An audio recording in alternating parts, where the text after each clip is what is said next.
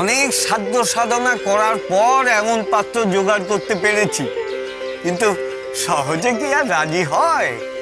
কত মেয়ের বাবা তার বাড়িতে দুবেলা হতে দিয়ে বসে আছে, নেহাত আমি বলেই রাজি করাতে পারলাম। পাত্রটা কে ঘটক ঠাকুর? তার কথা কি আর এক কথায় বলা যায় গো ময়নামতি? তবে তুমি তাকে রাজাই বলতে পারো। বিরাট মহাজনী ব্যবসা, প্রাসাদের মতো পৈতৃক বাড়ি, আর জমি জমা সে তুমি গুণে শেষ করতে পারবে না। তাছাড়া ধরো গিয়ে তোমার 5 মাসটা মহাল আছে। পাত্রের বয়স কেমন? তেমন কিছু নয়, বড় জোর 2-20 হবে। তাহলে তো ভালোই হলো, এমন পাত্র আর পাবি না রে ময়না। তাহলে পন্টন কেমন দেবে শুনি?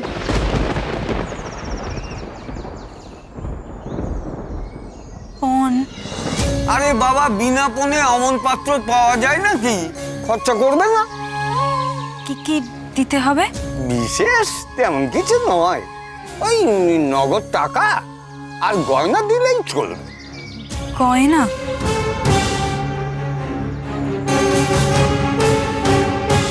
নগদ কত লাগবে? পণ কত দেবে? আরে না না ঘটক, মেয়ের রূপ গুণের ফিরিস্তি আমি শুনতে চাই না। মোদ্দা কথা হলো পণ কত দেবে। আগে দেবে তো বটেই, তবে তবে টবে আমি শুনতে চাই না। আমার সাফ কথা, 750 নগদ টাকা আর 500 মোহর দিতে হবে। পাত্রীর বাবার অবস্থা মন্দ নয়, তবে অত মোহর দিতে পারবে না। তাহলে আমার ছেলেকে জামাই করার আশা করা উচিত নয়। তোমার কি মনে হয় আমার ব্রজ ফেলনা? হরবল্লভ জমিদারের একমাত্র ছেলের সঙ্গে মেয়ের বিয়ে দেবে আর কটা মোহর দিতে পারবে না? না না না না, তুমি অন্য পাত্রী দেখো। আমার দাবি যে মেটাবে তার মেয়ের সঙ্গেই আমি ব্রজর বিয়ে দেব। কিন্তু মেয়েটি বড় সুলক্ষণা ছিল। সুলক্ষণা? আমার পণ চাই, পণ পণ। যে বাপ আমাকে বেশি পণ দেবে তার মেয়ে বাড়ির বউ হবে। ও মেয়ে কানা কি খোঁড়া তাতে আমার কিছু যায় আসে না। কিছুতেই না। অমন পাত্রের সঙ্গে আমার ছেলের বিয়ে ঠিক করলে আমি কিন্তু গলায় দড়ি দেব, বিষ খাবো বলে দিল। অমন মেয়ের সঙ্গে বিয়ে দেবেন আমার ছেলের, এটা আপনি ভাবলেন কি করে? আরে হর, তোর ছেলে কি ওই ফুলসজ্জের রাত্রিরে বউয়ের মুখ দেখবে না, শুধু টাকার মুখ দেখবে? আরে তুই কি বিয়ের নামে ছেলেটাকে বেচে দিতে চাস রে? তার ইচ্ছে অনিচ্ছের কোনো দাম নেই। আরে বিয়ের ব্যাপারে ছেলেরা আবার কবে নিজের মতামত দেয়? আর আমার ছেলে তো বাপের মুখের ওপর কথাই বলবে না। কিন্তু আমি বলবো, আমার ছেলের বিয়ে যাত্রার সঙ্গে হতে পারে না। ঘটক মশাই, আপনি আপনি ওই সুলক্ষণা পাত্রীর বাপের সঙ্গে কথা বলুন। আগে পণের অঙ্কটা একটু কমালে। বেশ, সবাই যখন বলছে এত করে, 500 মোহরই না হয় দিও না, এর থেকে নিচে কিন্তু হবে না। পারবে কিনা বলো, নাহলে আমি অন্য ঘটক দেখবো। কি যে বলেন জমিদার বাবু, আপনি যেটুকু চেয়েছেন ওরা সেটাই দেবে। হ্যাঁ, কিন্তু শুধু পণ পেলেই হবে না, পাত্রীকে যেন দেখতে শুনতে ভালো হয়। আর হ্যাঁ, রান্না বান্না, তারপর আমার ছেলেকে যত্ন আত্তি এসবও কিন্তু করতে হবে। সে কি আর জানি না? কত বড় ঘর আপনাদের, কত বড় বংশ। কুলীন, এই বিয়ের পর্বটা মিটে গেলে আমি তো আবার দ্বিতীয় বিয়ের জন্য পাত্রী দেখা শুরু করে দেবো। আরে এসো এসো এসো ব্রজেশ্বর, তোমার বিয়ের সম্বন্ধ নিয়ে কথা হচ্ছিল। এখন বলো, তোমার কিছু চাইবার থাকলে তুমি এই বেলা চেয়ে নিতে পারো।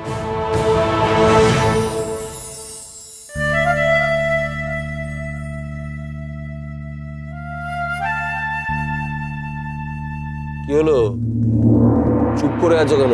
কিছু বলো। আপনি যা ভালো বোঝেন তাই করুন, আপনার সব সিদ্ধান্তই আমি মেনে চলি।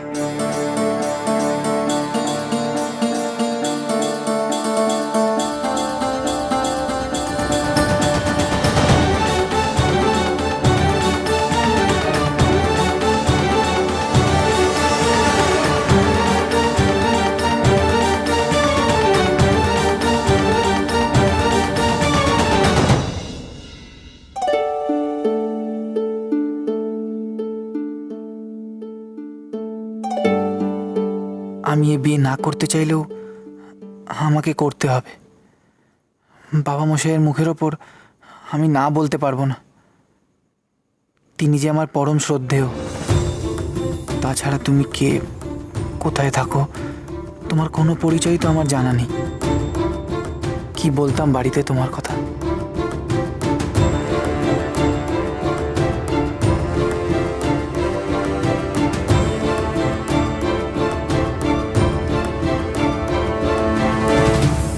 ওটা কার?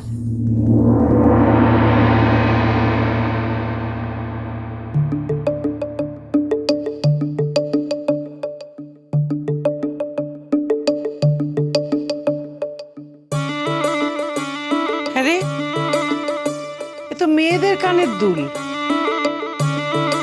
এটা নিয়ে তুই কি করছিস? আরে বাবা, দুলটা দুলটা কার জন্য নিয়ে এসছিস? মায়ের জন্য? আরেকটা কই বাবা? এক কানে তো কেউ দুল পড়ে না।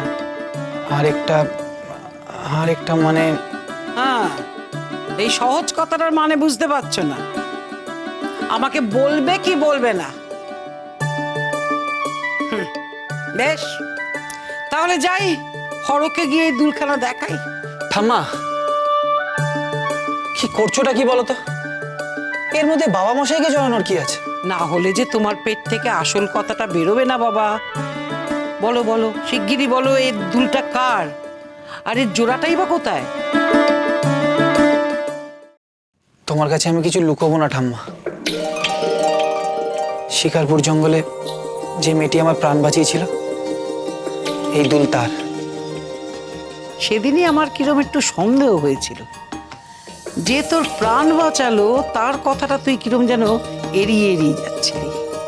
তা হ্যাঁ রে নাতি, সে তোকে শুধু তার কানের দুলটাই দিয়েছে নাকি তার মনটাও দিয়েছে?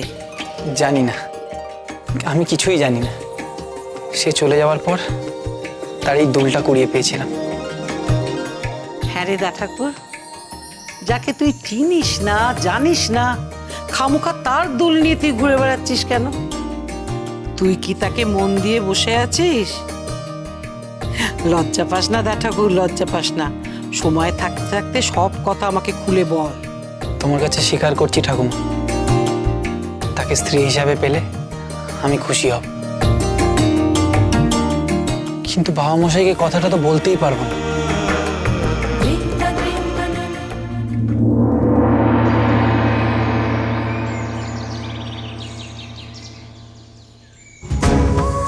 আপনি? হ্যাঁ আমি। আমার উপর খুব রাগ করেছিস না? কিন্তু কি করবো বল, আমার তোর সাথে অমন ব্যবহার করে আমার নিজেরই খুব খারাপ লেগেছে। আমি করতে চাইনি, একেবারেই চাইনি।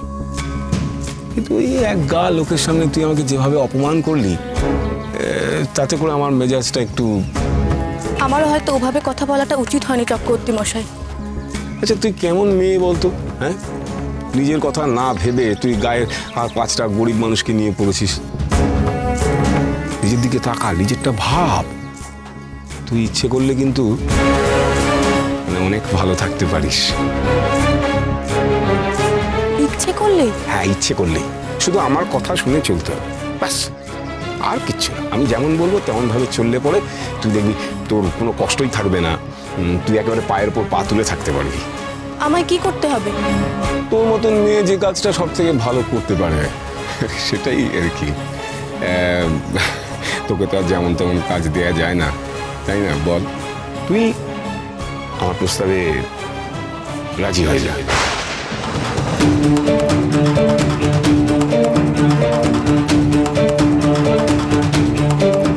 ওই অচেনা মেয়েকে আমি নাতবউ করে আনবো যদি তাতে দাদা ঠাকুরের মুখে আমার হাসি ফোটে।